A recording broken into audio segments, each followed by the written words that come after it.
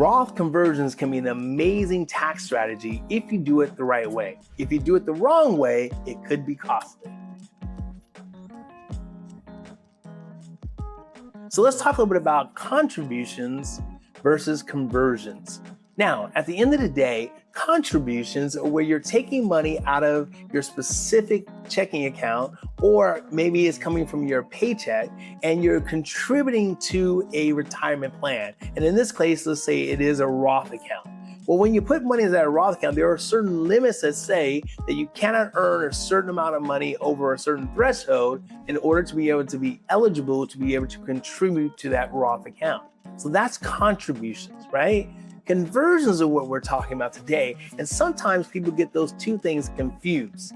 Conversions mean, what do I have currently sitting in my already existing qualified account or tax deferred account to make it easier, right? So if I had money in my 401k plan or in my IRA account, what amount of this money can I convert to move it from my tax deferred bucket to a tax-free bucket? That is the ultimate goal. But in doing so, there are a couple of things we have to make sure we understand to make sure we're making the right decisions. Ultimately, at the end of the day, you have to keep in mind that the assets that came from those tax deferred accounts were just that, tax deferred, meaning that you've never paid any taxes on it. So whenever you make that contribution, when you make that conversion process, you're going to be subject to the tax liability. So here's why I said there's no limit to the amount of money you can convert as long as you can pay the tax bill, right? So here's how you would do it. First thing you want to kind of think about is, what is the current income I've earned for the course of the year? Let's assume I made $60,000 in my overall adjusted gross income and how much I made this year.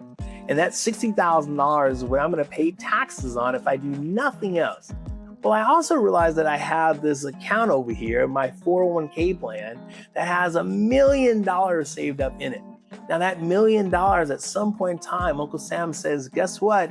Here's my handout. Give me my piece of the pie. That $1 million may be partially yours, but you have that silent partner, Uncle Sam, saying, don't forget about me when you take that money out. That tax deferred bill is going to be due. So when I decide to say, take my $60,000, now I'm going to try to convert a portion of that $1 million that I had saved up in my tax deferred 401k plan, I'm going to take out $50,000. Now here's the problem. When I had my income at $60,000, I may have been sitting in the 12% tax bracket at that point in time. But as soon as I went over and took $50,000 out of my 401k plan, now I'm adding that $50,000 to my income for my adjusted gross income. Now I went from $60,000 to $110,000 in income for that year. So now I just got boosted into a higher tax bracket. I may have jumped to a 22% bracket at that point in time. So we need to understand exactly the amount of money that we're converting in which year we're doing that. How will that ultimately affect our tax liability for our adjusted gross income?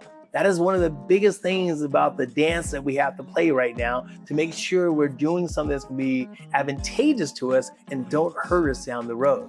So understanding how much to take out, when to take it out, and from what type of account to take it out is going to be extremely important when it comes to that ultimate Roth conversion planning. It's not just as simple as just arbitrarily picking one number and hoping it makes sense. Let's figure out what the benefits would be in the long term. Does it make more sense to go to the 22% bracket? Well, if you look at the bigger number and we're talking about cumulative taxes, maybe it makes more sense to go to the 24% bracket and take more money out that year. So that way you can reduce your RMDs that may be coming up at age 73.